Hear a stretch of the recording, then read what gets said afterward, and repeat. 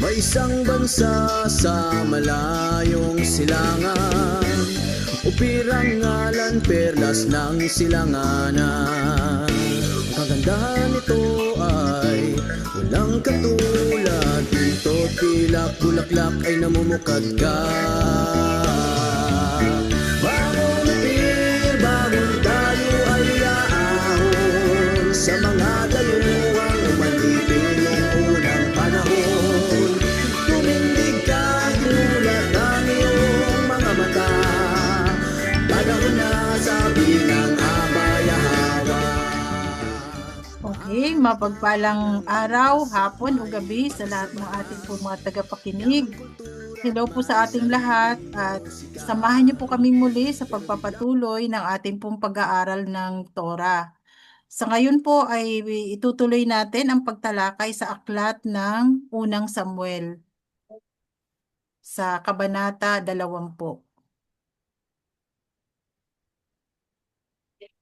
Okay, kapatid? Okay po. Kabanata 20. Si David at si Jonathan. Tumakas si David mula sa Nayot ng Rama at nagpunta kay Jonathan. Tinanong niya, ano ba ang nagawa ko? Ano ang aking kasalanan? Ano ang nagawa kong masama sa iyong ama at gusto niya akong patayin? Sumagot si Jonathan, huwag kang magsabi niyan. Hindi ka mamamatay. Tignan mo, walang ginagawa ang aking ama, maliit man o malaki, na hindi niya ipinaalam sa akin. Bakit niya itatago ito sa akin? Hindi totoo yan.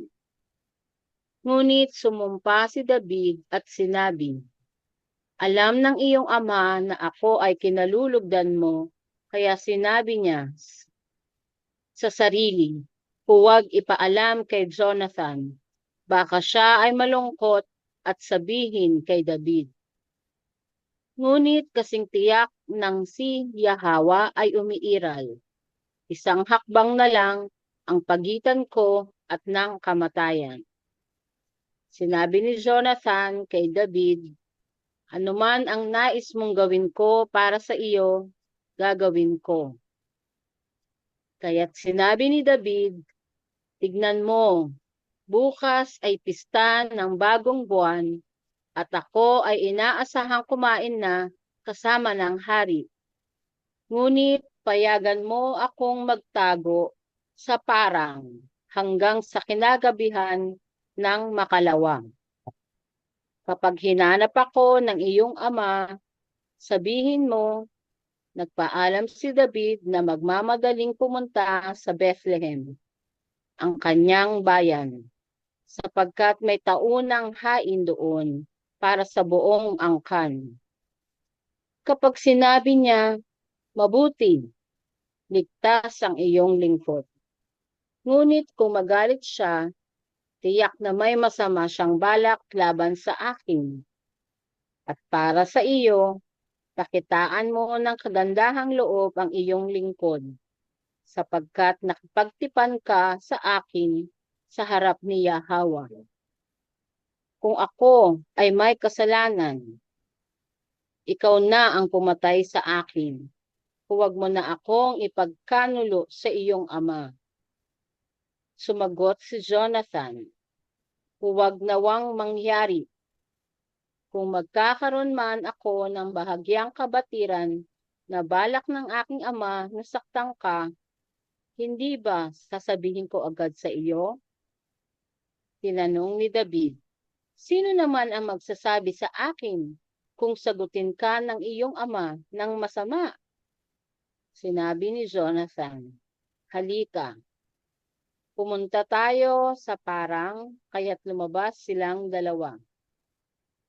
At sinabi ni Jonathan kay David, saksi si Yahawa, ang alahayam ng Israel, na bukas ng ganitong oras makalawa ay kakausapin ko ang aking ama. Kapag naging mabuti ang kalagayan mo sa kanya, ipapaalam ko agad sa iyo. Ipapaalam ko agad sa iyo. Ngunit kung balak kanyang saktan, nawa ay gantihan ako ni Yahweh ng mabigat kung hindi ko ito ipapaalam sa iyo at palalayain ka sa kapayapaan. Nawa ay sumaiyo si Yahweh tulad ng pagkapiling niya sa aking ama noon. Ngunit ipagkaloob mo sa akin ng iyong kagandahang loob, ang kagandahang loob ni Yahweh, habang ako ay nabubuhay upang hindi ako mapatay. At huwag mong aalisin ang iyong kagandahang loob sa aking sambahayan kailanman. Kahit matapos lipunin ni Yahweh ang lahat ng mga kaaway ni David sa balat ng lupa. Kaya't nakipagtipan si Jonathan kay David na sinasabi, nawa ay panagutin ni Yahweh ang mga kaaway ni David. At pinasumpa ni Jonathan si David dahil sa kanyang pag-ibig sa kanya, sapagkat minahal niya ito gaya ng kanyang sarili. Sinabi ni Jonathan kay David, bukas ay pista ng bagong buwan. Mangungulila sila sapagkat wala ka sa iyong upuan. Sa makalawa ng hapon, pumunta ka sa pinagtaguan mo noong nagsimula ang kaguluhan. At maghintay ka sa tabi ng bato ng Ezel. Magpapana ako ng 3 palaso sa tabing ito, na para bang pinapatama sa isang palaso. Pagkatapos ay magpapasunod ako ng bata at sasabihin ko, hanapin mo ang mga palaso. Kapag sinabi ko, narito ang mga palaso ay nasa tabi mo, dalhin mo rito. Lumapit ka na, sapagkat kasing tiyak ng si Yahweh ay umiiral, ligtas ka. Ngunit kung sabihin ko sa bata, naroon ang mga palaso, ay lagpas pa sa iyo. Umalis ka na, sapagkat pinapahiwatig ni Yahweh na ikaw ay kailangang lumayo. Tungkol naman sa ating kasunduan, tandaan mo, si Yahweh ang saksi sa pagitan natin magpakailanman. Kaya't nagtago si David sa parang nang dumating ang pista ng bagong buwan, umupo ang hari sa kanyang karaniwang upuan upang kumain. Umupo ang hari sa kanyang karaniwang upuan upang kumain. Umupo siya sa kanyang dating lugar sa may pader, kaharap si Jonathan at si Abner ay nasa tabi ni Saul, ngunit ang upuan ni David ay bakante. Hindi nagsalita si Saul ng araw na iyon, sapagkat iniisip niya, marahil si David ay naging marumi ayon sa kautusan at hindi pa nalilinis.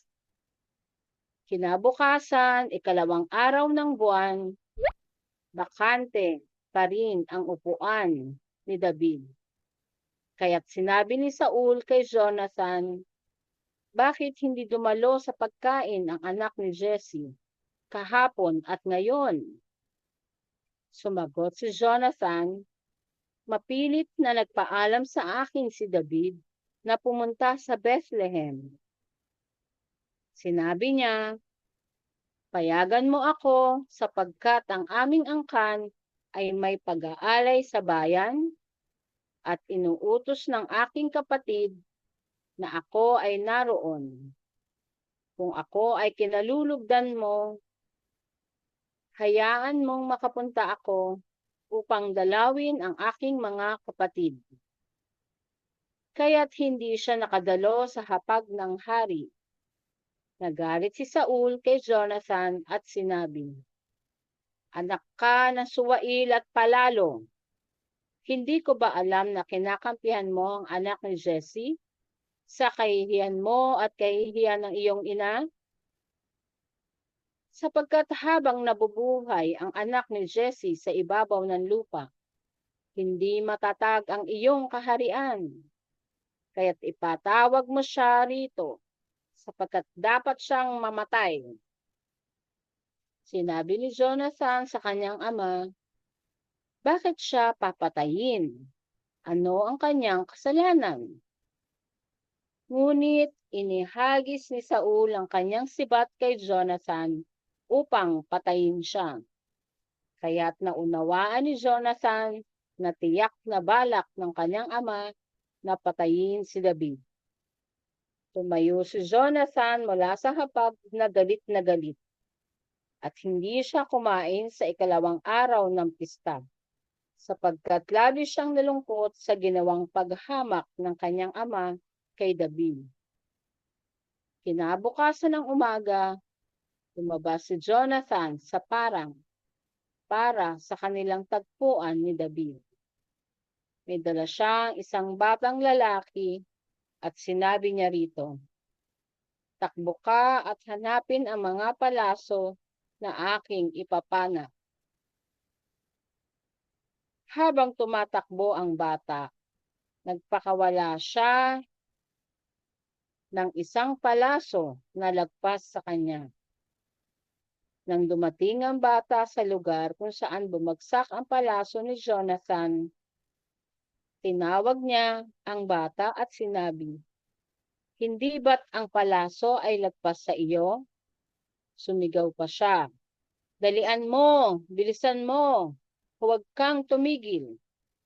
Kaya't pinulot ng bata ang palaso at ibinalik sa kanyang Panginoon. Wala siyang nalalaman sa mga nangyari. Tanging sina Jonathan at David lamang ang nakakaalam nito. Ibinigay ni Jonathan ang kanyang mga sandata sa bata at sinabi, "Dalhin mo ito pabalik sa bayan."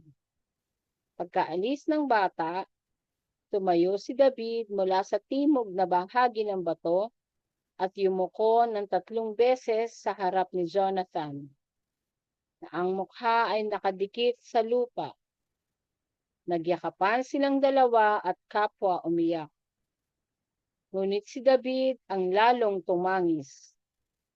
Sinabi ni Jonathan kay David, "Umalis ka na sa kapayapaan, sapagkat sumumpa tayo sa pangalan ni Yahweh na sinasabi, si Yahweh ang magiging saksi sa pagitan mo at sa akin, at sa pagitan ng iyong lahi at ng aking lahi magpakailanman." Kaya't umalis si David at si Jonathan ay nagbalik sa bayan.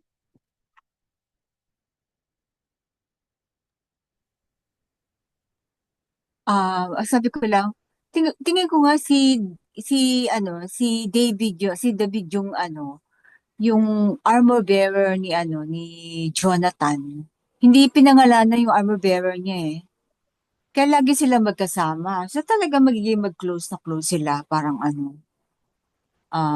higit pa sa magkapatid.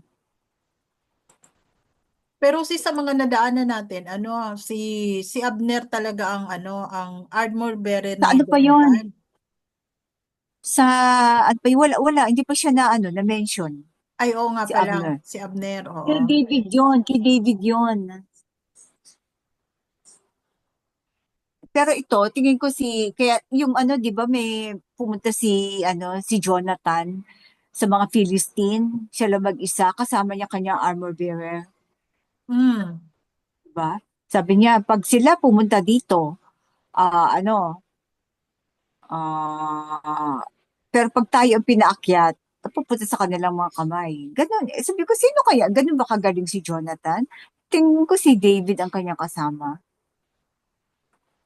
Kasi pinangalanan ata yung armor bearer niya ay si Abner. Kasi Saan pinangalanan yun? Doon sa previous na nabasa natin. Oh, Dahil okay. at this time hindi pa isinasabak sa labanan si David. Dahil nagbabantay nga siya sa tatay niya.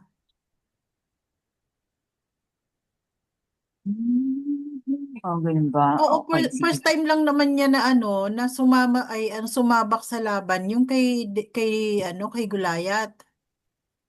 Mm. Hindi pa siya sundalo dito. Hindi, kaya nga, di ba, kaya nga nagselo si ano, kasi marami na siya napatay. Kaya nga nagselo si Saul. Libo-libo. Oh. Ano, 10,000 ang napatay ni David. Ay, nung isinama siya first time na isinama siya ni Saul sa laban nila sa mga Amorite, 'di ba? Oo, after na yun, sa pagkatalo ni David kay Goliath. Oo.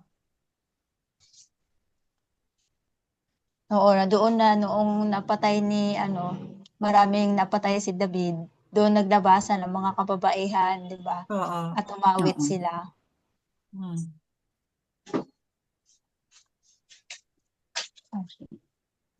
Pero Oh, anyway, bago dumating si David, talagang sumasabak na sa laban si Jonathan. At meron na siyang armor bearer. okay. Paano Eh, sila naging close ni Jonathan? Dahil Oo, nasa, ano naging din close siya, siya nagpala. nung pinatira siya ni Saul sa bahay sa Oo. palasyo kasi nga laging umaano to, pumapasok Oo. yung So, evil tumutugtog spirit. siya. Oo, Tumutugtog siya. tumutugtog. Kaya Oo. sila naging close. So, kung naging asawa na rin, yung bali magbayaw sila. Oo, No? magbayaw na sila. Oo. Okay. Ano yung reaction, mga kapatid? So, is yours. Wala lang, na ano lang ako, bagbag loob, damdamin yung istorya nila,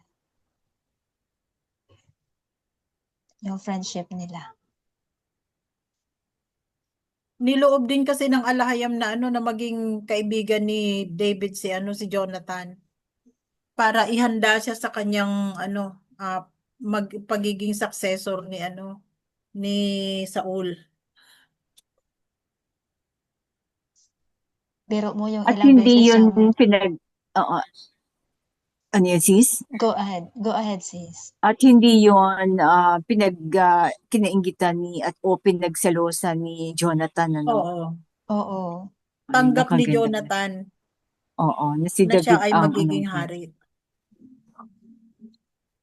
pero bakit kaya si Jonathan ay hindi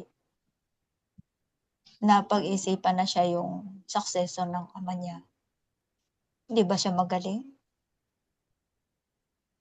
Pero Siyempre, si alam mo David yung kasi, balita kasi na inanoint si David ni Alam na Samuel. kasi ni Jonathan na ang susunod na hari ay si David. Oo. okay. Kaya naging magkaibigan silang dalawa at sinabi niya na pakitaan ng mabuti yung kanyang pamilya pag siya na ang naging hari. Mhm.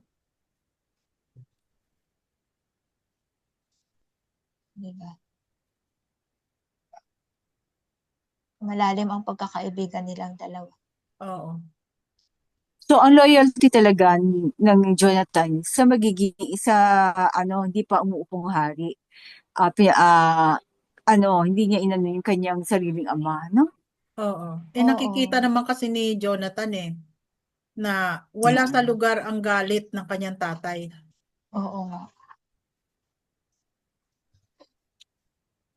Nakikiusap pa nga siya sa tatay niya, no, na maging Mm. mabuti kay David, pero wala. Pati siya hinamak pa. Gusto pa siyang patayin. Oo. Iba talaga pag iniwanan na ng diwa ng alahayam Laging masama ang nasa isip.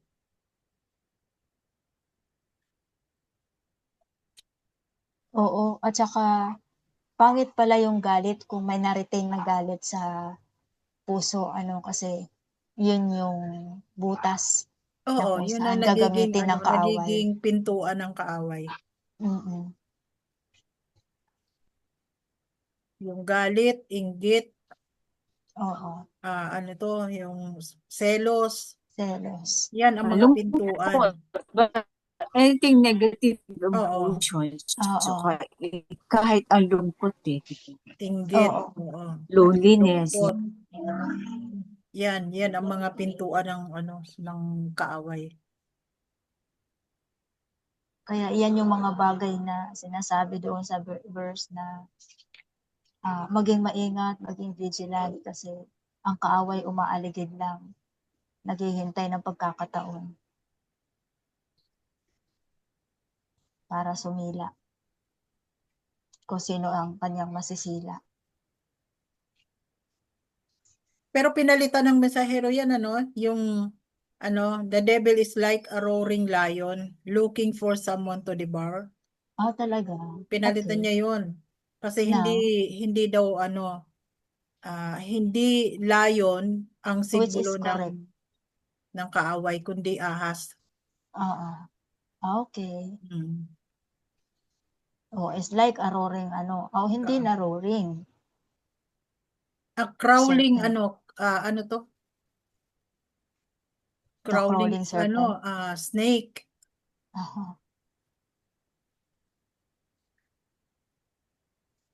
Yun ang kanya sinabi. Mababasa natin niya kapag pag dumating tayo doon sa na yun. Pinalitan niya. Okay. Kay Peter yan sa aklat ni Kepa.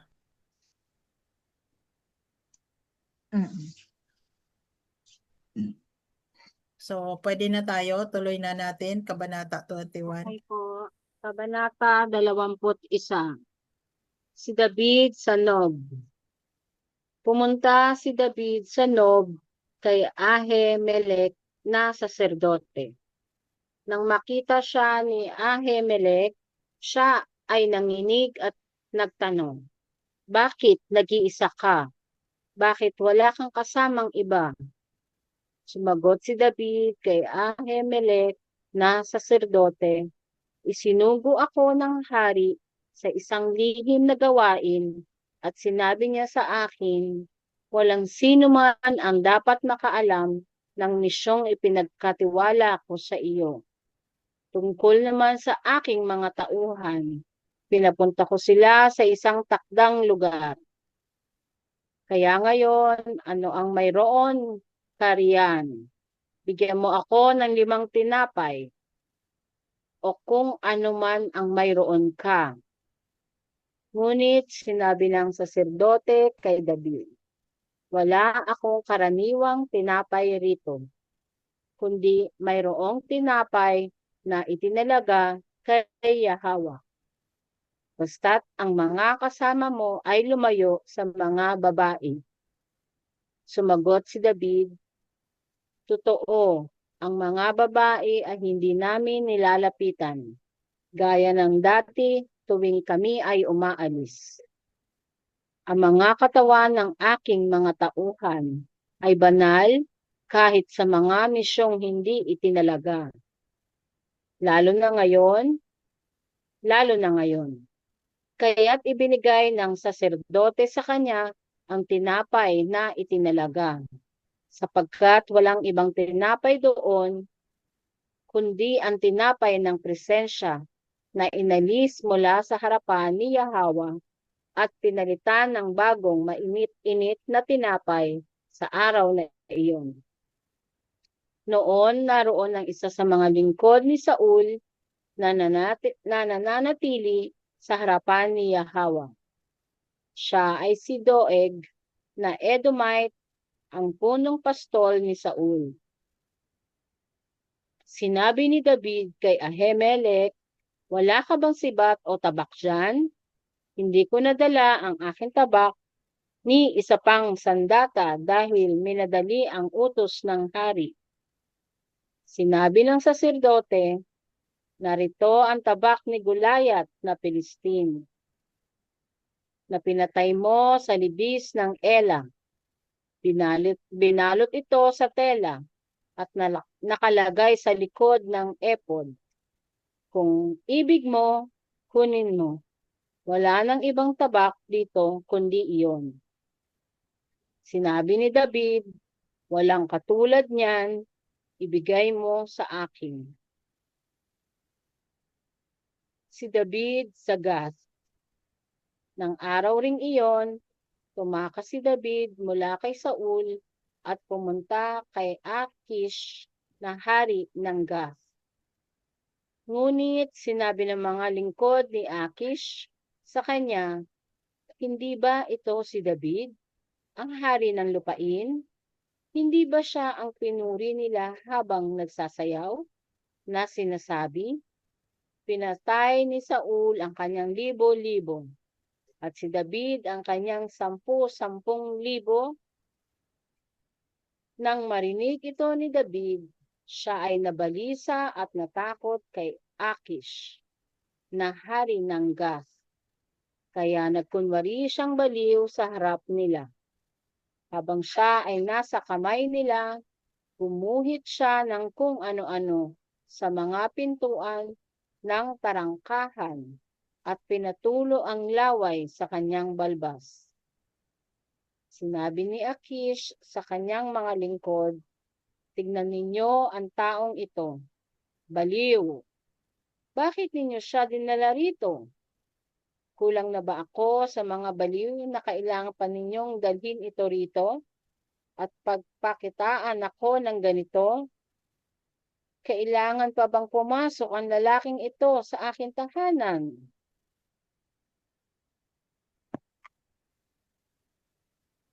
Any comment po? So, magaling palang mag-artista, acting si David, no?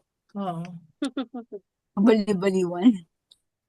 Alang-alang sa So, kanyang marami pala buhay. talagang baliw sa kanila, no? Hari ng Gath. At, di ba itong si Akis ay Canaanite?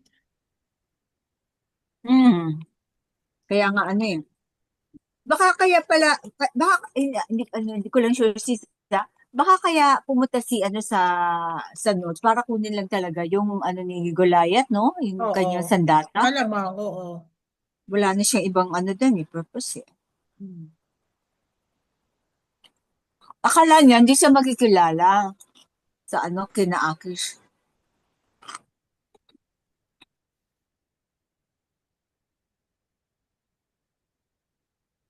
Kalaban din nila ito si Akis.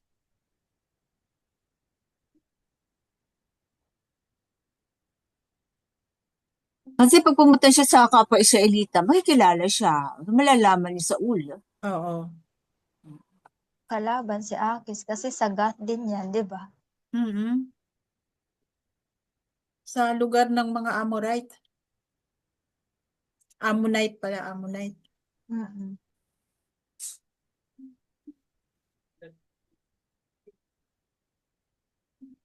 So, wala na mga kapatid. Tuloy na natin. Okay na po. Okay. Kabanata 22.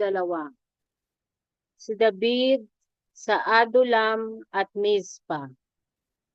Umalis si David mula sa Gath at nagtago sa kuweba ng Adulam.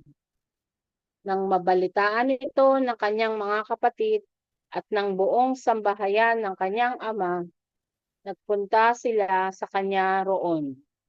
At ang lahat ng mga nagigipit, may utang, at mga hindi kontento sa buhay, ay nagtipon sa kanya. At siya ang naging pinuno nila. May humigit kumulang 400 na lalaki ang kasama niya. Mula roon, pumunta si David sa Mizpa, sa Moab, at sinabi sa hari ng Moab, pahintulutan mo sana ang aking ama at ina na manatili rito sa inyo hanggang sa malaman ko kung ano ang gagawin sa akin ng alahayan.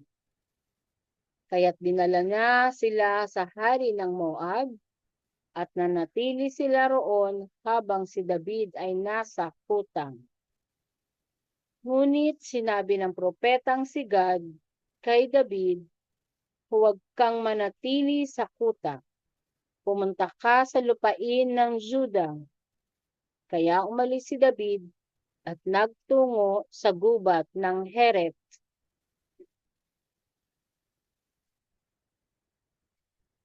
Pinapapatay ni Saul ang mga saserdote ng Nob. Nabalitaan ni Saul na natuklasan na ang kinaroroonan ni David at ng kanyang mga tauhan. Nasa ilalim siya noon ng punong tamarisko sa burol ng Gibea, hawak ang kanyang sibat. Burol ng Nakapaligid- Gibeya. Gibea, Oo. hawak ang kanyang sibat. Nakapaligid sa kanya ang lahat ng kanyang mga opisyal at sinabi, "Makinig kayo, mga lalaki ng Benjamin. Bibigyan ba kayo ng anak ni Jesse ng mga bukirin at ubasan? Gagawin ba niya kayong mga pinuno ng lilibuhin at ng daan-daan? Iyan ba ang dahilan kung bakit kayong lahat ay nagkaisa laban sa akin? Wala man lang nagsabi sa akin na ang aking anak ay nakipagtipan sa anak ni Jesse. Wala ni isa sa inyo ang nagmalasakit sa akin o nagsabi sa akin na inaakit ng aking anak ang aking lingkod na maghimagsik laban sa akin, tulad ng ginagawa niya ngayon."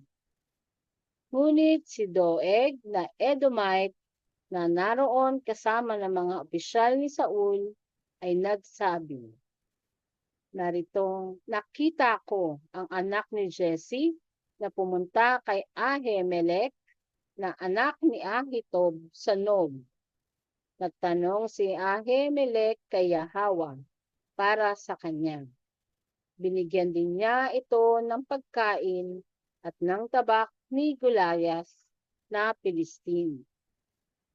Ipinatawag ng hari si Ahimelech na anak ni Ahitob at ang buong angkan ng kanyang ama na mga saserdote sa Nob, at sila ay dumating sa harap ng hari. Sinabi ni Saul, "Makinig ka, anak ni Ahitub." Sumagot siya, "Narito po ako, Panginoon ko."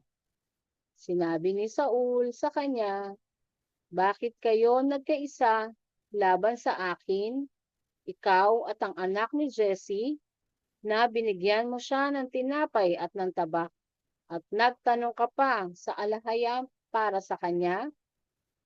Dahil dito, siya ay naghimagsik laban sa akin at patuloy na nagkukubli hanggang ngayon." Sumagot si Ahimelech sa hari, "Sino sa lahat ng iyong mga lingkod ang kasingtapat ni David? Siya ay manugang mo, pinuno ng iyong mga bantay at ginagalang sa iyong sambahayan. Noon lang ba ako nagtatanong sa alahayam para sa kanya? Hindi po.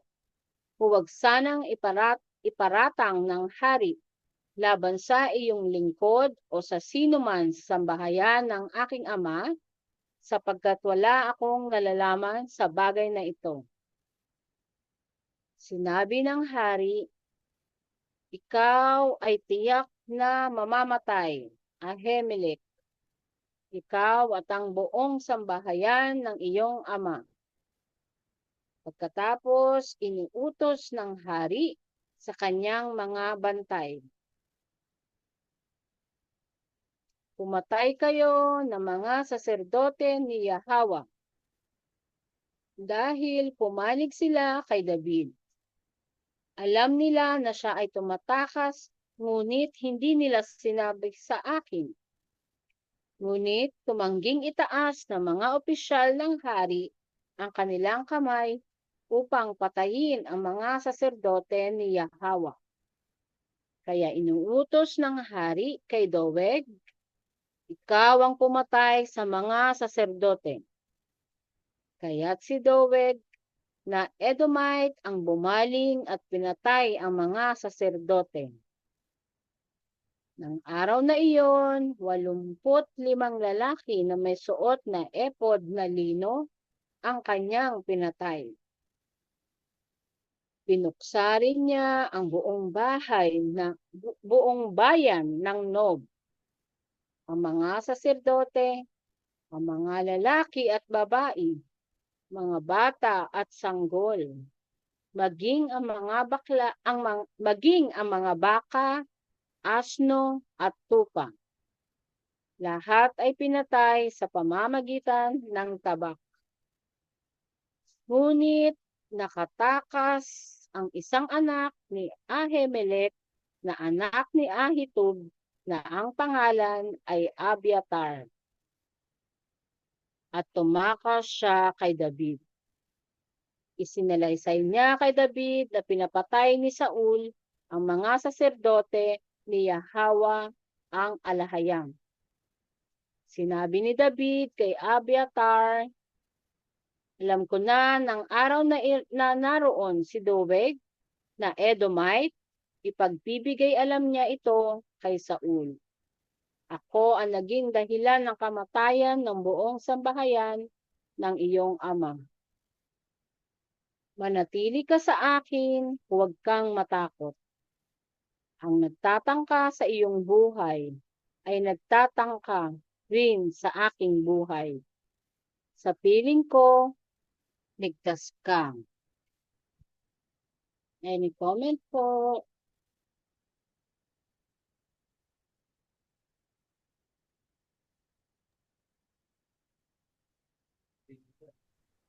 So, papansin ko dito, yung mga nasa posisyon, matataas na posisyon, laging, ang tawag doon, dudera. Laging, takot na matuwala sa, yung kanilang kapangyarihan.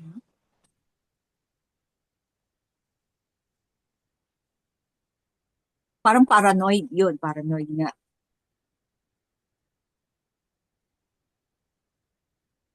Ay, mga kapatid, ano reaction nyo? Grabe ang ginawa ni Edom- ni Saul. Pinapatay niya Mm-mm. yung mga saserdote. Kaya nga eh. Biruin mo, Edomite pala si dahil lang Doeg. sa kanyang pagsiselos kay David, pinapatay ang mga saserdote, mga lalaki at babae, mga bata, sanggol, maging mga baka, asno at tupa. Lahat ay pinatay sa pamamagitan ng tabak. Biruin mo yon, napakalaki ng epekto ng kanyang pagsiselos. Pero Siguro hindi ba alam din. ng mga Edomite? Wala ba silang saserdote? Wala silang priest? Ayan nga, pinapatay nga niya ni Hindi Saul. ba? Maaring wala sila nun. Ito si Mas maganda Doeg. pa pala ang Midianite, no? Si Doeg ang pumatay sa mga saserdote.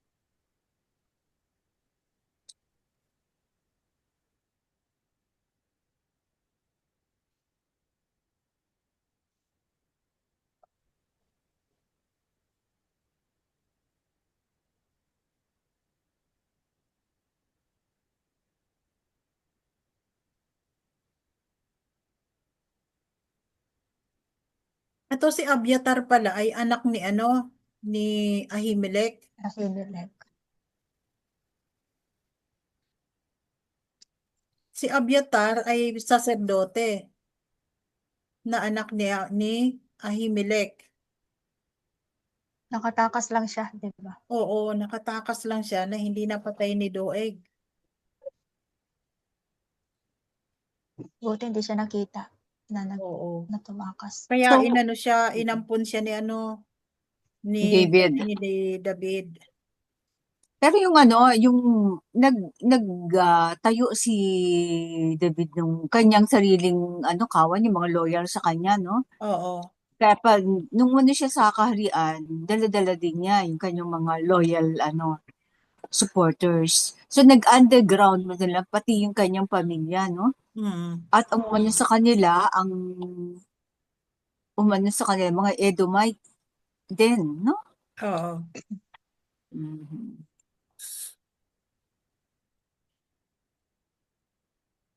Parang, kumbaga, ano, sa panahon natin ngayon, maaaring Traore, ano? Pero hindi, si Traore, general nga pala yun. Hmm. Mahirap talaga pag nasa posisyon ang iyong kakalabanin. Yun nga eh. Nagtatago ka.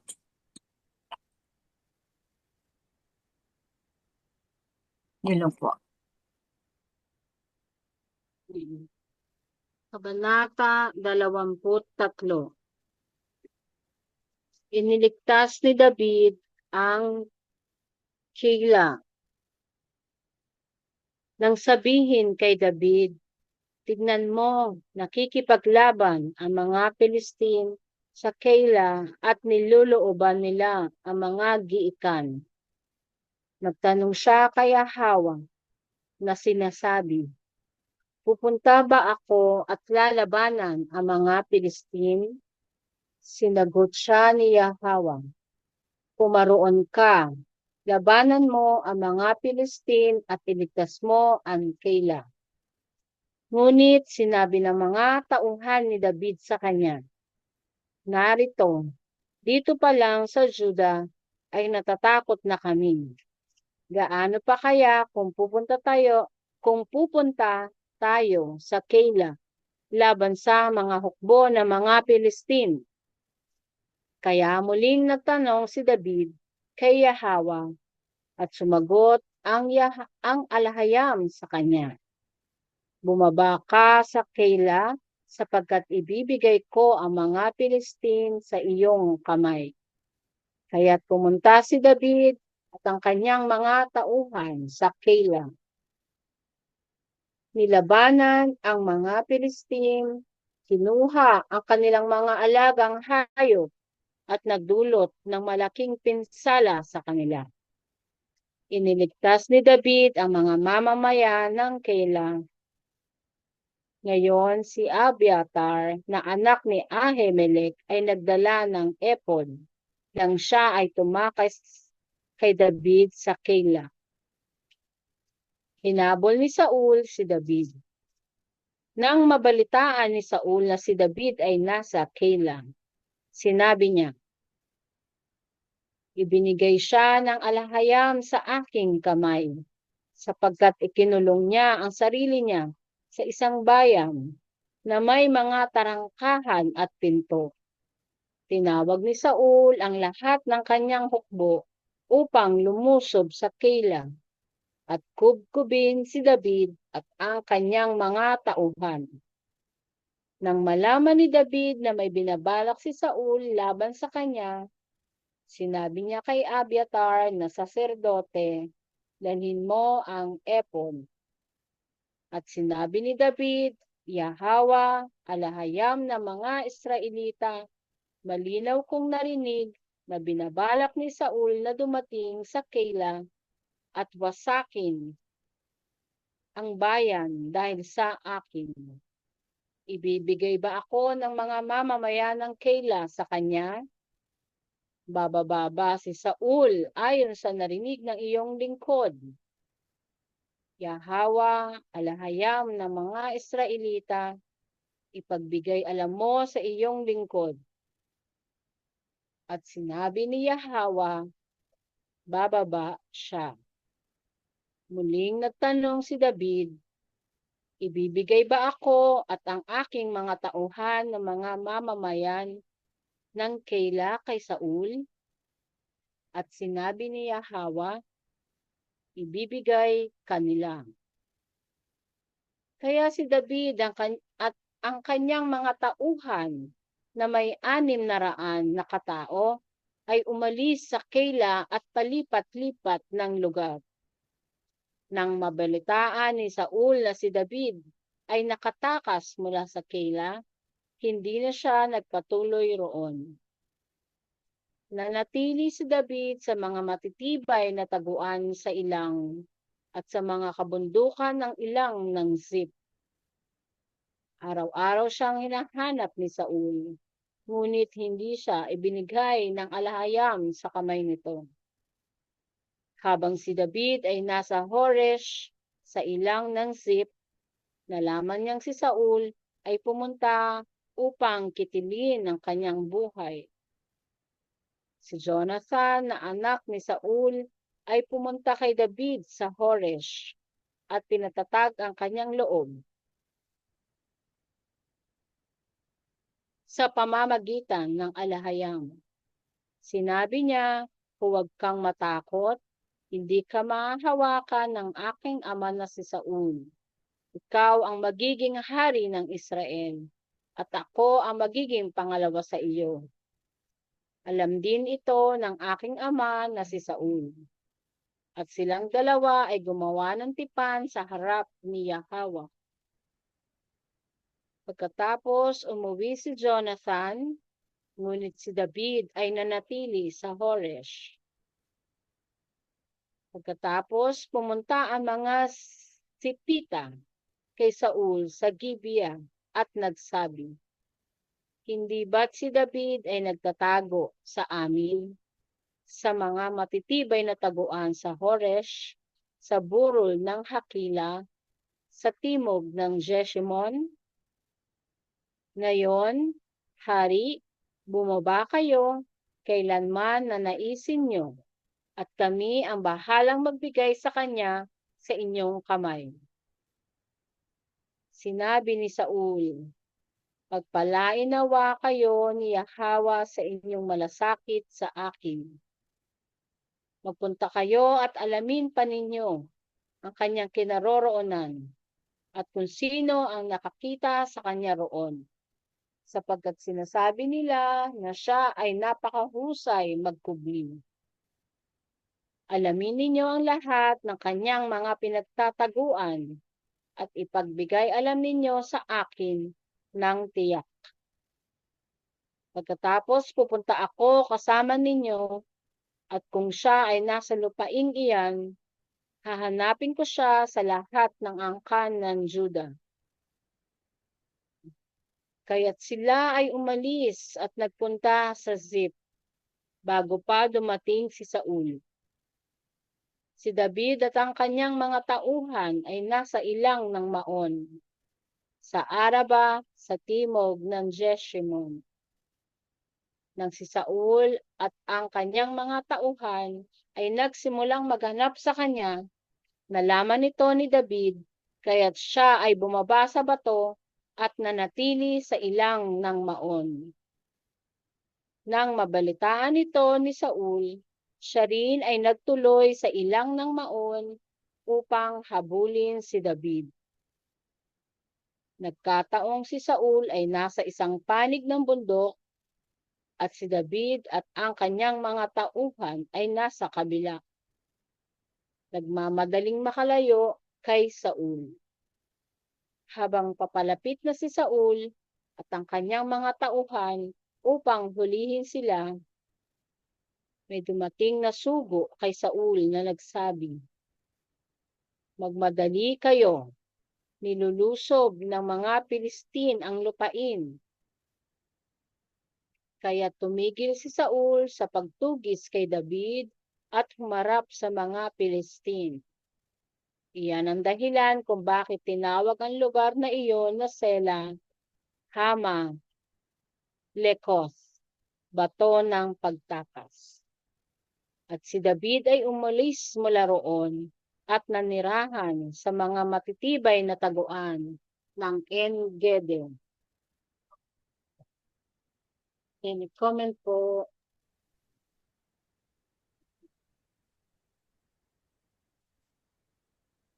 Iba talaga ang nagagawa ng weak leader, ano? Wala siyang ibang ginagawa kundi habulin yung kanyang kalaban. Parang sa panahon Hindi natin. kasi hindi kasi siya nagpapatayo ng mga flood control or nag-open. Yun ang mission niya sa buhay, no? Kaya nga wala nang nagawa sa kanyang panunungkulan kundi habulin lang yung kalaban niya. Yung threat sa kanyang Oo. as if habang buhay siya mabubuhay, no? Habang Oo. buhay siya maghahari. Hmm. Tapos Mm. Pero ang So pinagtataguan talagang ni ang taguan ni David ay puro sa lugar ng kuweba? Mm. etong Ma NGD na to, 'di ba? Nasa yan? Oo, Saka parang ano na taguan. lugar ng mga to mga Ng mga kalaban. angkan ni ni ni ano to? Isaw. Oo, kasi 'di ba sa bundok sila sa ano ng mga sa mga Oo. yung ano ng bato, sa mga mga cracks Mm. lang sila nakatira. Oo.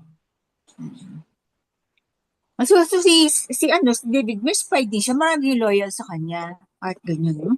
Mm. Mababalitaan eh. So, kailangan talaga ang intelligence, Mm. propaganda. Marami daw tayong spy dito ngayon sa Pilipinas. Sa Pilipinas, spy daw ng China.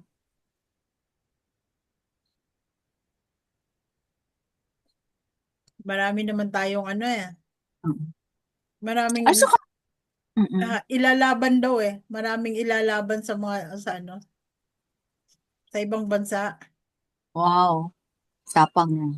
Mantapang ng Sa ating sa katapangan natin, matapang tayo, pero dapat admit natin na pag sa modern warfare technology, wala tayo. Kaya nga Yung natin yan eh. gagana pa kaya yung mga pana natin at mga to? Mga Yung palaso.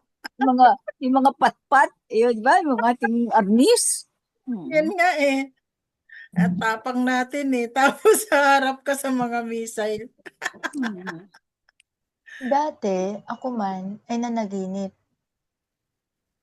Bagay, dati pa yun Nanaginip ako na itong ating bansa ay wala talagang kapader-pader, protection. Wala talaga. Kaya, pero may protection tayo, hindi nakikita.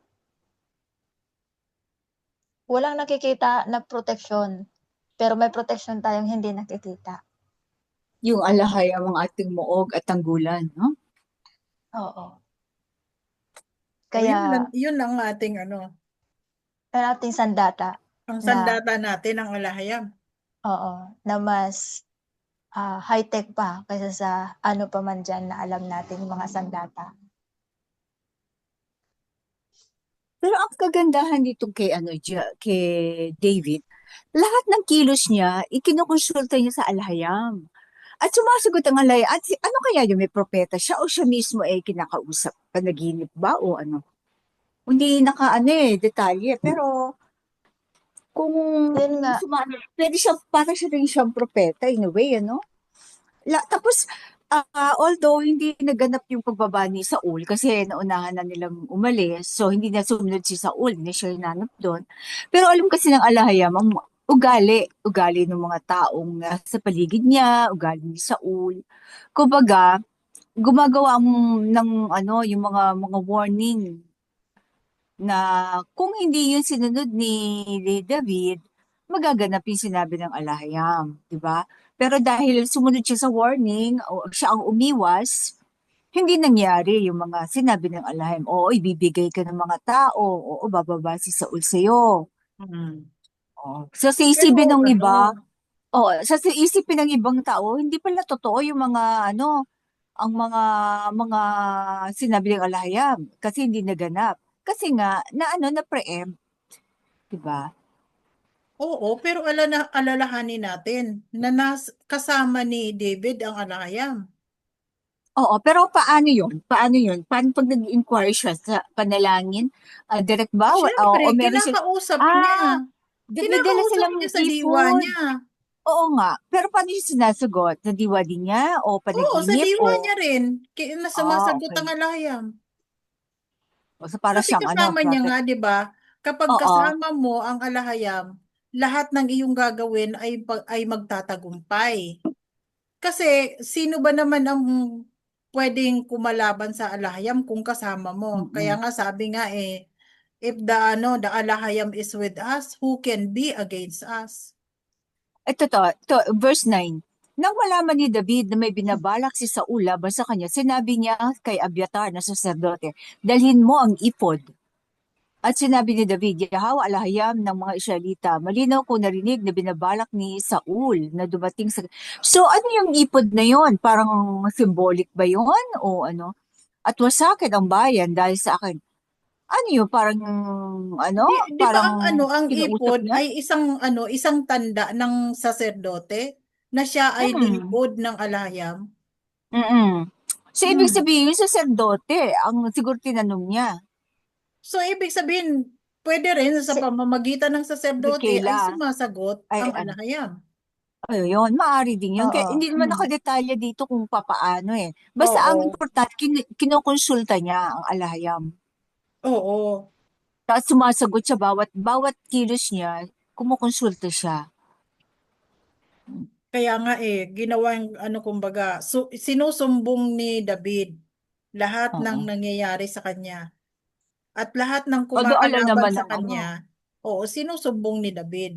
So, ibig Mm. sabihin, nagkaroon ng total dependent ito kay Yahweh, si David. Oo.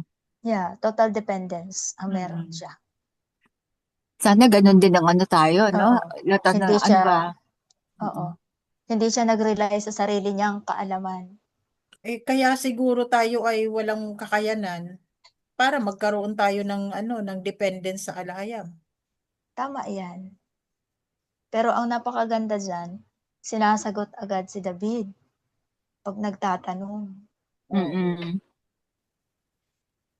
Kaya yun yung nakakatuwa dyan na Saka yung eksena. gagawin ng mga tao, ibibigay ba kami? Alam ng alahayam, Oo. no? Oo, ibibigay ko. Syempre, security ng buong bayan yun eh. Oo. Ibigay niyo Ang yung mga sagot, hinahanap. Mm-mm. oo, ang Pero sagot alam ay mo, kung direct. tayo siguro ay talagang nasa state of righteousness, maririnig natin ang tinig ng alahayam. Nasasagot siya. Parang ano, parang ah,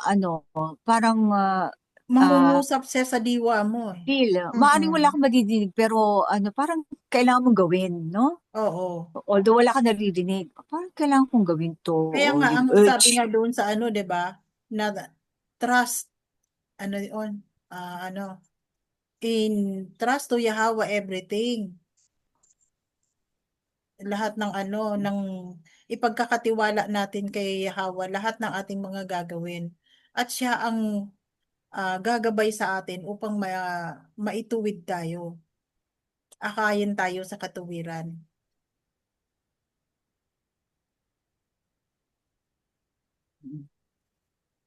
So dito Di ba? natin makikita kay David yung kanyang total dependence sa alahayam. Kaya naman nalalaman niya ang lahat ng mga balak ng kaaway sa kanya at naiiwasan niya dahil ginagabayan siya ng alahayam. Kaya gabayan, para masagot din yung ating mga pagtawag, dapat ang gabay din ng alahayam ay nasa atin.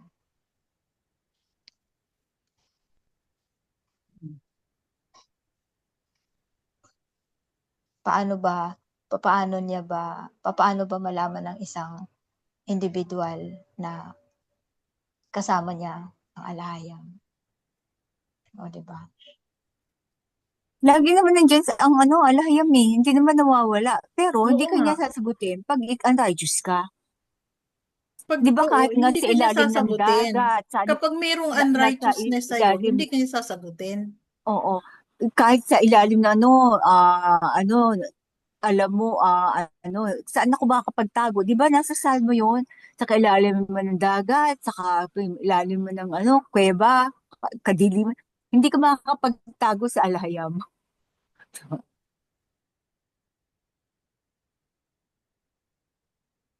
Saan ka man pumunta, kasama mo siya, nakikita ka. Ang daming nagki-claim na righteous.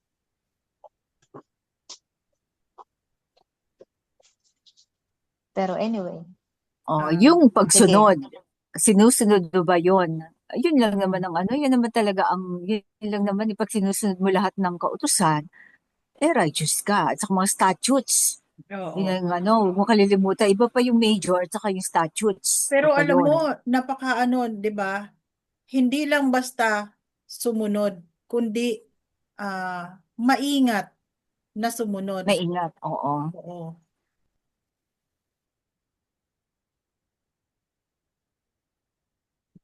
Iyon ang ang medyo mahirap sa atin. Dahil hindi natin hindi pa natin ganap na nasusunod ang lahat ng kalooban ng alahayam eh. Unang-una, wala pa tayong kakayanan. Oo. Wala tayong resources.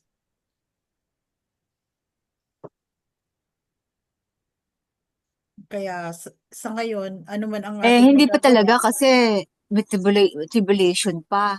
Oo. Pero malapit na rin yun.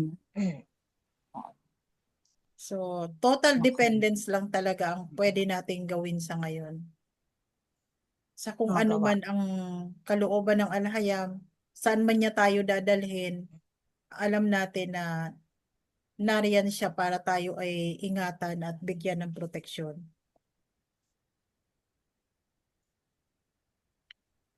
Oo. Habag na lang niya Hmm. ang magiging na sa atin para tayo ay consider niya. Iligtas niya.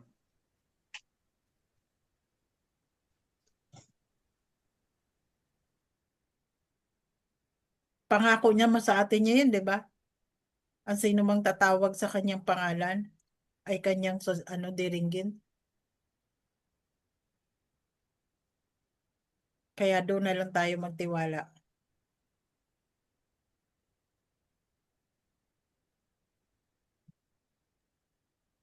Okay. Okay, wala na mga comment. Pwede na natin ituloy. Okay po. Kabanata 24. Iniligtas ni David ang buhay ni Saul. Pagkatapos bumalik ni Saul mula sa pagtugis sa mga Filistin, may nagsabi sa kanya, si David ay nasa disyerto ng En-Gedi. Kaya kumuha si Saul ng 3,000 piling kabataang lalaki mula sa buong Israel at nagtungo upang hanapin si David at ang kanyang mga tauhan malapit sa mga bangin ng maiilap na kambing. Dumating siya sa mga kulungan ng tupang sa tabi ng daan. May isang kuweba roon at pumasok si Saul upang magbawas. Si David at ang kanyang mga tauhan ay nasa pinakaloob ng kuweba. Sinabi ng mga lalaki kay David, ito na ang araw na sinabi ni Yahweh na alahayam sa iyo. Ibibigay ko ang iyong kaaway sa iyong kaaway upang Kamay. gawin mo sa kanya. Ibibigay ko ang iyong kaaway sa iyong kamay upang gawin mo sa kanya ang ayon sa iyong kagustuhan. Kaya dahan-dahang lumapit si David at palihim na pinutol ang laylayan ng kasuotan ni Saul. Pagkatapos nito, nakonsensya si David dahil pinutol niya ang laylayan ng kasuotan ni Saul. Sinabi niya sa kanyang mga tauhan, huwag nawang ipahintulot ni Yahweh na itaas ko ang aking kamay laban sa aking Panginoon, sapagkat siya ang pinahira ng langis ni Yahweh. Sa pamamagitan ng mga salitang ito, pinigilan ni David ang kanyang mga tauhan at hindi niya hinayaang saktan niya. At hindi niya hinayaang saktan nila si Saul. Umalis si Saul sa kuweba at nagpatuloy sa kanyang lakad. Pagkaalis ni Saul, lumabas din si David mula sa kuweba at sumigaw, aking Panginoon na hari. Paglingon ni Saul, yumuko si David at nagpatira pa sa lupa. Sinabi niya kay Saul, bakit po kayo nakikinig sa mga nagsasabing si David ay naghahangad ng masama laban sa inyo? Sa araw na ito, nakita ninyo mismo kung paanong ibinigay kayo ni Yahweh sa aking mga kamay sa loob ng kuweba. May mga nagsabi sa akin na patayin ko kayo, pero hindi ko ginawa. Sinabi ko, hindi ko itataas ang aking kamay laban sa aking Panginoon, sapagkat siya ang pinahiran ng langis ni Yahweh. Tignan ninyo, ama ko, ang piraso ng inyong kasuotan na nasa aking kamay. Pinutol ko ang laylayan ng inyong kasuotan, pero hindi ko kayo pinatay. Dito ninyo makikita na wala akong masamang balak o hihimagsik laban sa inyo. Wala akong ginawang kasalanan, ngunit hinahabol ninyo ako upang kitilin ang aking buhay. Hayaang si Yahweh ang humatol sa pagitan natin, at nawa ay gantihan kayo ni Yahweh para sa ginawa ninyo sa akin.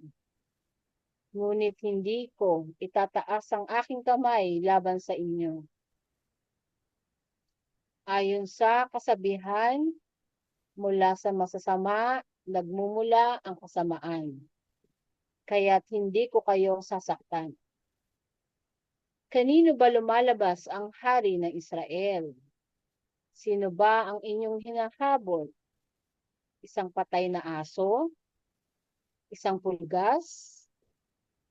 Nawa ay si Yahweh ang maging hukom at siya naman ang magpasya sa pagitan natin.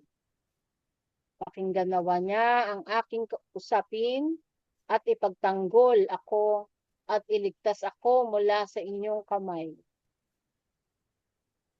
Pagkatapos sabihin ito ni David, sinabi ni Saul, iyan ba ang iyong tinig, David, anak ko?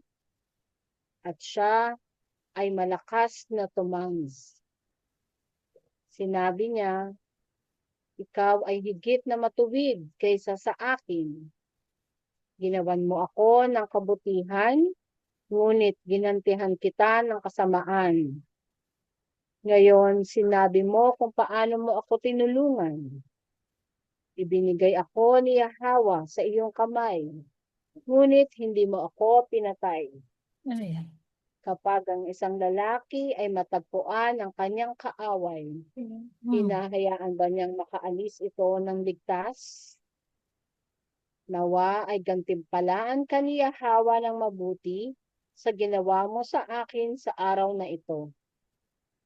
Alam ko na ikaw ang magiging hari, at ang kaharian ng Israel ay matatag sa iyong kamay. Kaya isumpa mo sa akin ngayon sa harap ni Yahweh na hindi mo lilipunin ang aking mga anak at hindi mo buburahin ang aking pangalan mula sa sambahayan ng aking ama. Kaya't sumumpa si David kay Saul. Pagkatapos, bumalik si Saul sa kanyang tahanan. Ngunit si David at ang kanyang mga tauhan ay nagtungo sa kuta. Ah, medyo ano ah, ah, ah. Instead na dahil sa kabutihan ni David hindi niya pinatay, instead na patayin siya, blinesan pa siya ni Saul, di ba? Pinagpala pa siya ni Saul. So, siguro nung marinig yung boses ni David na pinalambot ng alay ang puso ni Saul, Kaya, hindi. At saka mag-isa lang siya, ng panahon na yon kasi nga, nagbawas siya eh. So, hindi siya Oo. ano. Pinili niya pang magbawas sa kuweba. Oo. Ano kaya sabi ng mga tauhan ni Pero nakatulog siya doon, no? Hindi, sa Sino? pangalawang pagkakataon yun. Mm. Kasi, Ayun, kasi oo, sa ginilitan una, na ni David eh.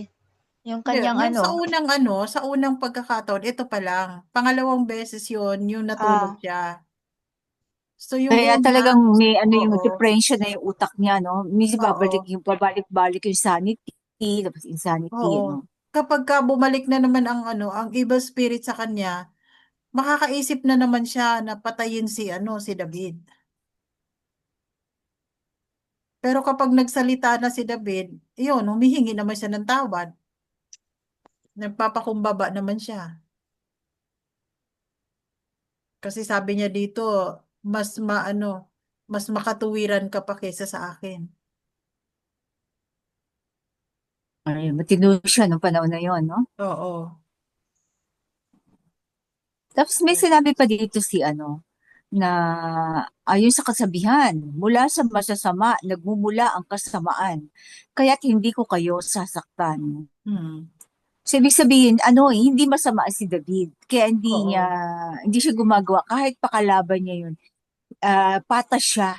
Hindi niya papatay dahil nasa harapan na niya, di ba? Patas siya. Oo. Alam niya walang kalaban-laban yung tao, no? At saka inanoint nga ng alahayam. So, Hmm. parang pinamukha niya kay Saul na hindi sila pareho. Ano, Kaya mga nga binabalak. sinabi ng Alahayam na si David ay ay katulad ng kanya, ang puso ni David ay Puso, katulad ng katulad ng puso. sa kanyang puso. Malapit. Oo. maganda yan kasi si Saul, inanoint ng alahayam. Si David naman, inanoint din ng alahayam. Pero kumusta naman yung mga nagki-claim na sila ay inanoint din? Diba? Na Ano gumagawa yun? din Kasi di sila. ba pwedeng wasakin naman yun, di ba? Pwedeng wasakin, pwedeng ano, sabi na naman sa hero. Pero, not to the point of killing them, di ba? Hmm. Kasi si David kahit alam na niya na nawawala na sa tamang pag-iisip, umiwas na lang siya, nagtago na lang siya. Hmm. Sa panahon naman ng mensahero, talagang sinabi niya naman na 'di ba, na siya ang nag-anoint ng priesthood. Kaya siya din ang may karapatan na tanggalin sila.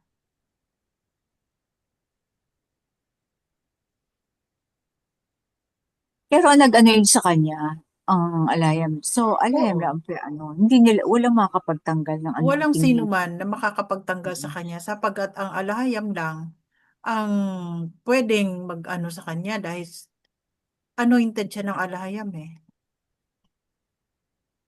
Naipangako na yan, di ba? Old Oo. Testament pala, nasusulat na siya. Oo. Pero yun nga, ang maraming tao ang hindi nakaunawa sa kanyang pagdating. Dahil kung siya daw ay talagang pinili, bakit siya namatay? Hindi rin nila naunawaan na nung dumating ang Mesaya ay namatay din. So, naulit lang yung pangyayari nung nakaraan. So, parang yung mga nangyayari sa ngayon ay nauulit lang sa nakaraan. 'Di ba?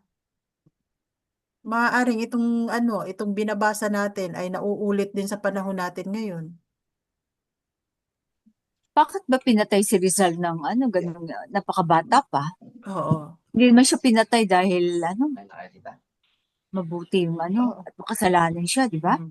So, ibig sabihin, ang kasamaan ay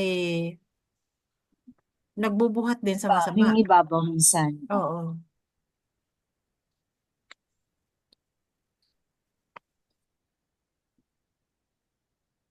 Nagtatagumpay din kasi ang masama eh. Pansamantala. Oo. At depende doon sa mga tao na kung gaano kalalim ng pagtitiwala sa alayan.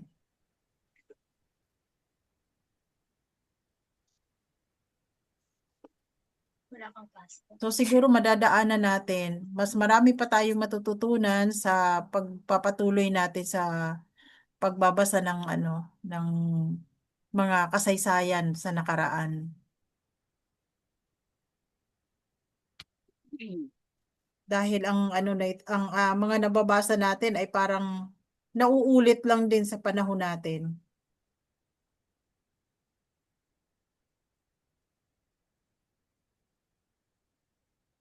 Sige, tuloy natin kapatid. Okay May po. time pa tayo. Siguro isang Kabanata chapter. 25. Si David, Nabal, at Abigail. Namatay si Samuel at nagtipon ang buong Israel at nagluksa para sa kanya. Inilibing nila siya sa kanyang tahanan sa Rama. Pagkatapos si David ay bumaba sa disyerto ng Paran. May isang lalaki sa Maon na may ari-arian sa Carmel. Napakayaman niya.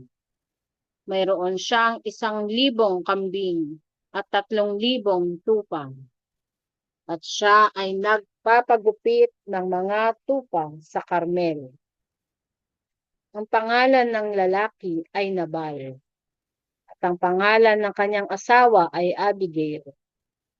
Isang matalino at magandang babae si Abigail, ngunit ang kanyang asawa ay magaspang ang ugali at masama ang kanyang pakikitungo sa kapwa. Siya ay isang Calebite. Nang nasa ilang si David, narinig niya na nagpapagupit ng mga tupa si Nabal. Kaya't nagpadala siya ng 10 binata at sinabi sa kanila, "Pumunta kayo kay Nabal sa Carmel at batiin ninyo siya sa aking pangalan. Sabihin ninyo sa kanya, pagpalain ka nawa ng mahabang buhay, mabuting kalusugan sa iyo at sa iyong sambahayan, at mabuti rin nawa ang lahat ng sa iyo. Narinig ko na ikaw ay nagpapagupit ng mga tupa ngayon nang ang iyong mga pastol ay kasama namin. Hindi namin sila inagrabyado at sa buong panahong nasa Carmel sila. Wala ni isa mang nawala sa kanilang pag-aari. Tanungin mo ang iyong mga lingkod at sila mismo ang magsasabi sa iyo. Kaya't pagpakitaan mo ng kabutihan ang aking mga tauhan. Yamang dumating kami sa panahon ng kapistahan. Ipagkaloob mo nawa sa iyong mga lingkod at kay David na iyong anak ang anumang makakayanan mo. Nang dumating ang mga tauhan ni David, sinabi nila kay Nabal ang lahat ng ito sa ngalan ni David. Pagkatapos ay naghintay sila. Ngunit sumagot si Nabal sa mga lingkod ni David. Sino ba ang David na iyan? Sino ba ang anak ni Jesse? Marami ngayong mga alipin ang tumatakas sa kanilang mga amo.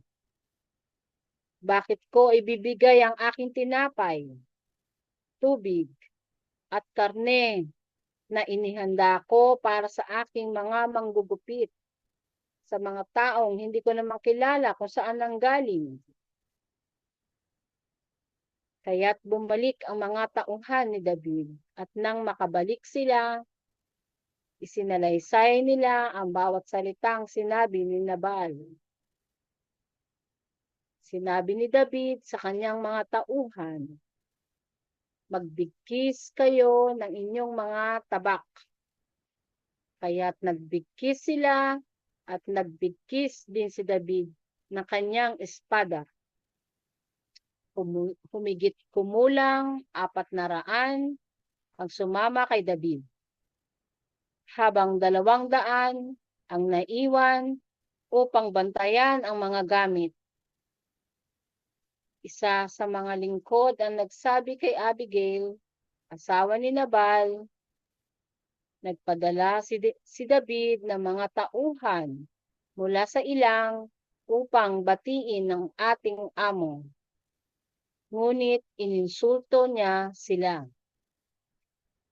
Gayunpaman, ang mga lalaking iyon ay napakabuti sa amin. Hindi nila kami inagrabyado at sa buong panahon na kami ay nasa tarang na kasama nila, walang nawala sa amin. Araw at gabi, para silang pader na nagpuprotekta sa amin habang nagpapastol kami ng mga tupa sa kanilang paligid. Kaya isipin mo kung ano ang maaari mong gawin. Dahil isang kapahamakan ang nakaamba sa ating amo at sa buong sambahayan. Isa siyang taong masama at walang makakapagsabi sa kanya. Agad na kumilos si Abigail. Kumuha siya ng 200 tinapay, 2 sisidlan ng alak, 5 kakataying tupa, 5 siang ng inihaw na trigo, 100 cake ng pasas, at 200 cake ng pinisang igos, at isinakay ang mga ito sa mga asno. Sinabi niya sa kanyang mga lingkod, mauna na kayo, susunod ako. Ngunit hindi niya sinabi ito kay Nabal. Habang nakasakay siya sa kanyang asno, pababa sa isang libis ng bundok, sinalubong niya sina David at ang kanyang mga tauhan. Sapagkat sinabi lang ni David, walang kabuluhan ang pagbabantay ko sa lahat ng pag-aari ng taong ito sa ilang, para wala ni isa mang mawala sa kanyang mga kawan. Ginantihan niya ako ng masama sa halip na kabutihan. Gantihan nawa ako ng alahayam kung may maiwang buhay na lalaking kaanak niya pagsapit ng umaga. Nang makita ni Abigail si David, mabilis siyang bumaba sa kanyang asno at nagpatira pa sa harap ni David. Inilapat ang kanyang mukha sa lupa. Nagpatira pa siya sa paanan ni David at nagsabi, patawarin mo ako, aking Panginoon. Pakinggan mo ang sasabihin ng inyong lingkod. Huwag mo nang pag-aksayahan ng pansin ng aking asawa na si Nabal, ang taong iyan na walang kabuluhan. Sapagkat gaya ng kahulugan ng kanyang pangalan ay ganun siya, fool. Ang kanyang pangalan at kahangalan ang kanyang kasama. At ako, ang iyong lingkod, ay hindi ko nakita ang mga tauhan ng aking Panginoon na iyong ipinadala. At ngayon, aking Panginoon, sapagkat buhay si Yahweh na iyong alahayam, at buhay ka, dahil pinigil ka ni Yahweh sa pagbubo ng dugo, at sa paghihiganti sa iyong sariling kamay.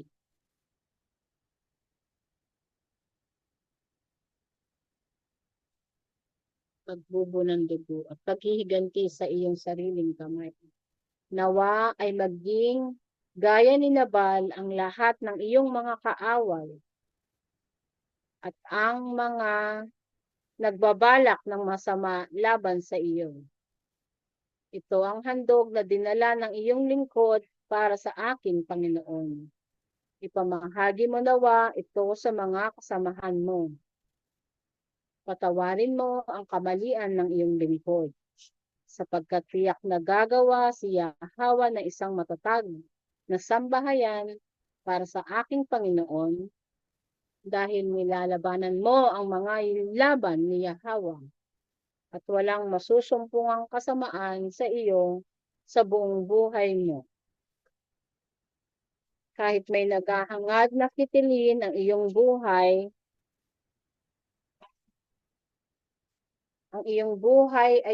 ay ingatan sa bigkis ng mga buhay na itinatanggi ni Yahweh na iyong alahayam. Ngunit ang buhay ng iyong mga kaaway ay ibabalot niya at ibabato na parang nagmula sa supot ng tirador.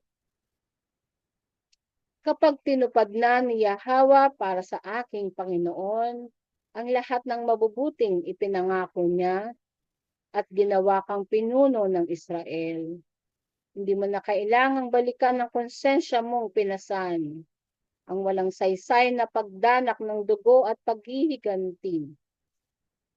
At kapag pinagpala ka ni Yahweh, alalahanin mo ang iyong lingkod. Sinabi ni David kay Abigail, purihin si Yahweh, ang alahayam ng Israel, na isinugo ka sa araw na ito upang salubungin ako. Pagpalain ka nawa dahil sa iyong katalinuhan, at dahil pinigilan mo ako sa pagdanak ng dugo sa araw na ito at sa paghihiganti ng sarili kong kamay. Kung hindi ka dumating agad upang salubungin ako, kasintiyak ng si Yahweh na alahayam ng Israel ay umiiral. Wala sanang matitirang buhay na lalaki sa sambahayan ni Nabal pagsapit ng umaga. Tinanggap ni David ang mga dala ni Abigail at sinabi, umuwi ka na ng payapa.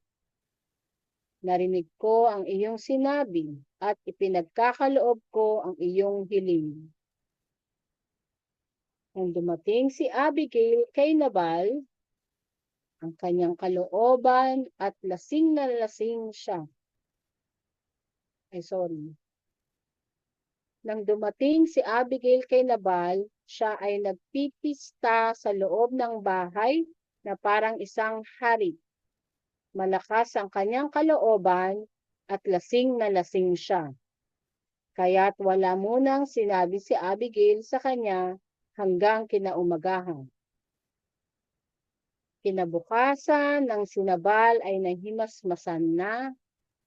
Sinabi ni Abigail sa kanya ang lahat ng nangyari.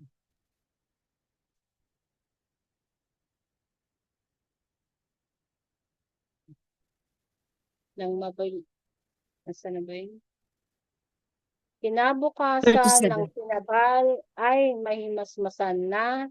Sinabi ni Abigail sa kanya ang lahat na nangyari. At bumagsak ang puso ni Nabal at para siyang naging bato. Pagkalipas na 10 araw, sinaktan siya ni Yahweh at siya ay namatay. Nang mabalitaan ni David na patay na si Nabal, sinabi niya, purihin si Yahweh na ipinaghiganti ako laban kay Nabal sa kanyang paghamak sa akin. Iningatan niya ang kanyang lingkod sa paggawa ng masama at ibinalik niya kay Nabal ang kanyang kasamaan. Pagkatapos nagpadala si David ng sugo kay Abigail upang alukin siya maging asawa. Dumating ang mga lingkod ni David sa Carmel at sinabi kay Abigail, pinapupunta ka ni David upang maging kanyang asawa. Nagpatira pa si Abigail, inilapat ang mukha sa lupa at nagsabi,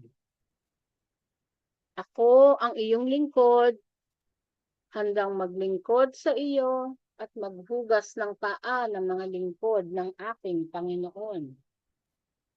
Mabilis na sumakay si Abigail sa kanyang asno, kasama ang kanyang 5 babaeng lingkod, at sumama sa mga sugo ni David, at siya ay naging asawa niya. Kinasal din si David kay Ahinoam ng Jezreel, kaya 2 silang naging asawa niya.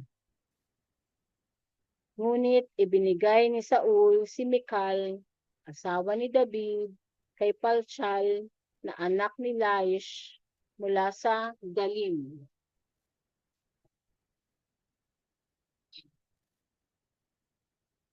So, dito, 3 pa lang ang asawa ni David dito. Ito Dumami ata yung si asawa. Abigail ang naging ng ah, ng Messiah, linya. Hindi kay Bathsheba eh. Dito nagmula ata ang Messiah kay Abigail, matriarchal. And then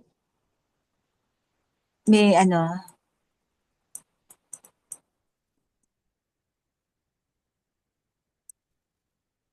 aha, narinig, ito ang ginagaya ng mga NPA, yung sa verse 8, kaya't pagpakitaan mo ng kabutihan ng aking mga tauhan, di ba? Yung parang, humingi. Pero itong hinihingi kasi ni David, kasi tumulong sila sa proteksyon, walang magnanakaw doon sa mga ni Nabal. Ang humingi siya para sa kapistahan. Pero nagdabot si Nabal. Pero ito, ang ginagaya ng mga NPO, humihingi na lang basta-basta kahit wala namang ginawang mabuti sa mga may kaya sa bulipunan, di ba? Yung mga Oo. korporasyon, mga parang presahang taxation. Mm-mm. Kayo po, mga kapatid, nang makukomento ninyo. At saka ito pa, kaya ah, si Abigail na iligtas sa kamay ni David kasi tribe of Judah ang kanyang papatayin. Katribo niya, ay kapwa Israelita. Kaya buti na lang ito si Abigail ay kasi ininsulto si David saka yung mga tauhan niya na ni ng kapwa Israelita na tribo na galing sa tribo ni Judah. Kaya naulit kaya ito? Ang alin sis? Maaring muntik na magtagpo ang tribo ni Judah at ng tribo ng pareho nga pala sa tribo ni Judah. Oh, parehas naman silang galing sa tribo ni Judah Oo eh. nga, kaya lang ito ay sa linya ni Caleb. Oo. Calebite Oo. naman itong si Oo. Abigail. Oo. Oo.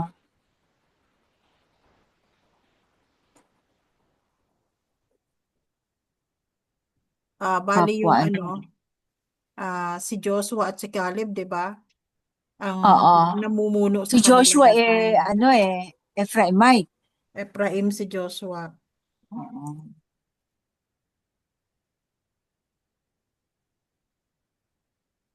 Ay, mga kapatid, may katanungan?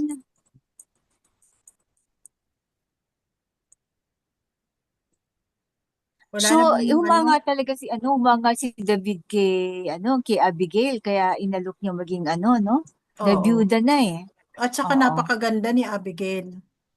Kaya Oo. lang ang dami At nilang saka asawa. matalino pa. Oo, Hindi, pangatlong oo. Kasi pangatlong asawa parang, niya eh.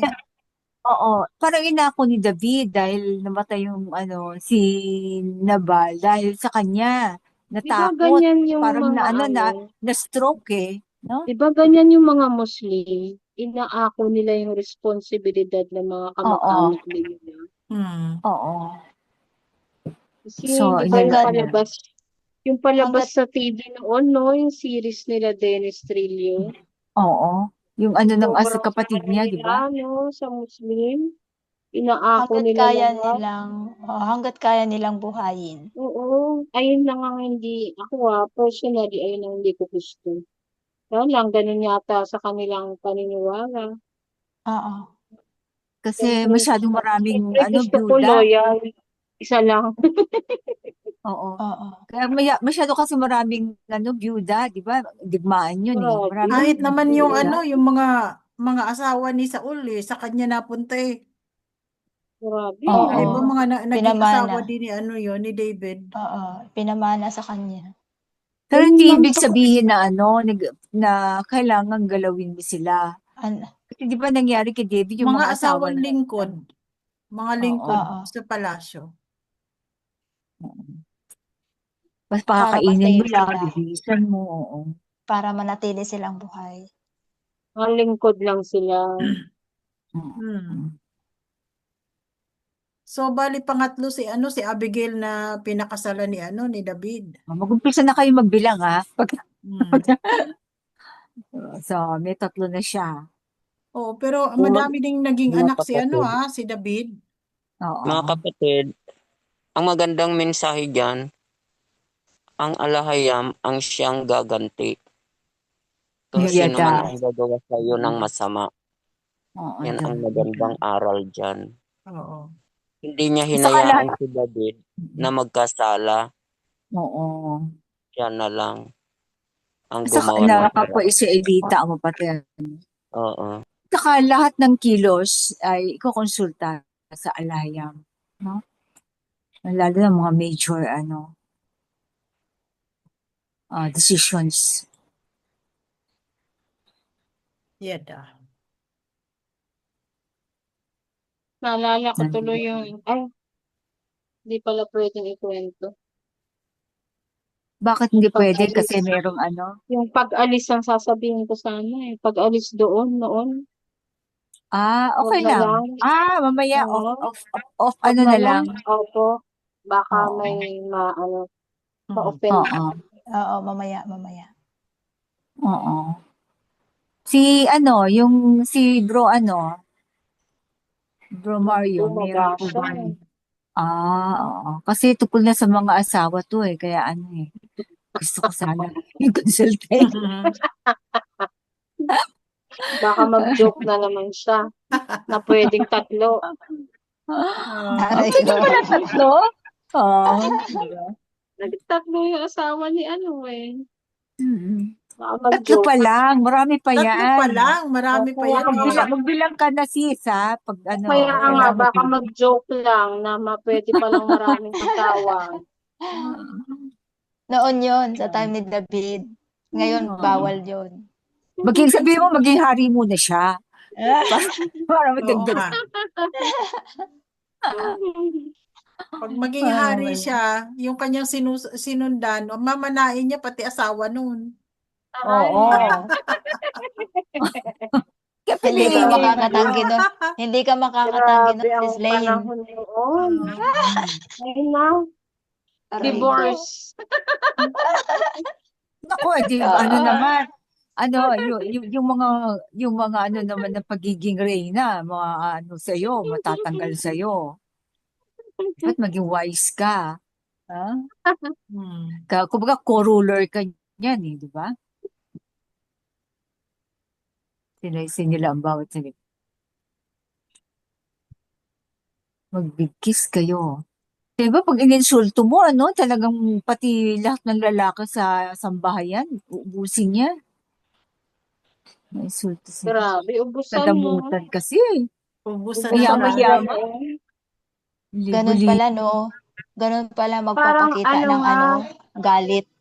Magbigkis Parang ka. sa parang sa Muslim hanggang ngayon, no? Ganun sila, no? May pagkakaisa. Pag may kaaway yung isa, lahat kaaway na nila. Oo. Diba? Ano Tapos talaga. sumusugod sila, ang dami nila. Grabe. Mm. Mm. Natatakot Talaga, ka eh. Hebreo talaga eh, no? At Mm. saka ano, doon kasi Sila sa ang, amin, sila ang parang sumunod, sa mm, dating panahon. Hanggang ngayon, oo, dinala nila. Oo. Sila nga ang parang repository ng ating kultura. Hindi kasi nila Pero ang binago. pinaka gusto ko sa kanila, yung mga kag, ano, kasuotan nila, yung iba-iba. Ang ganda. Mm. oo. Parang sa mga Muslim, Ganda ng mga Mga kulay.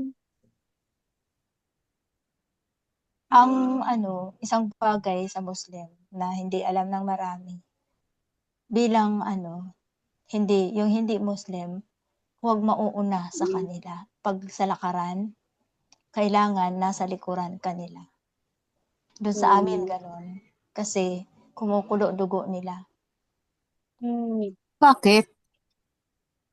Paano Gano'n nasa sila. crowd? Ibig sabihin, kailangan nasa una sila. Hindi naman nila mag-overtake sila, ganun. Mayroong gano'n kasi na character sila doon sa amin. Kasi kapag kumulo yung dugo nila, gusto nilang pumatay. Patayin yung nauna sa Ah, kanila. Baka mga lalaki yon.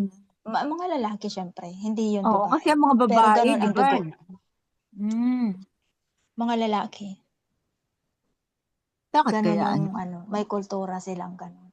Kasi ang belief nila, kapag nakapatay sila, salvation para sa kanila yun. hmm. Ano yan? Si mga siya ba yan? Kasi parang extreme naman yung nila. Mayroong gano'n sila. Mm. So kasi ang masama diyan kasi basta ibang akala niya paghihiganti ng parang jihadist. Ang hindi nila kapanalig kalaban basta hindi naman ganoon ang alahayam. Siguro baka Basta nasabi pagputi. basta nasabi ko lang yun because sa Ah, amin naglagay na nga sila doon sa amin ng ano ba 'to, karatula ba 'to, isang signage doon sa bridge. Sinabi i-excommunicate daw nila lahat ng Christians, gano'n. ah.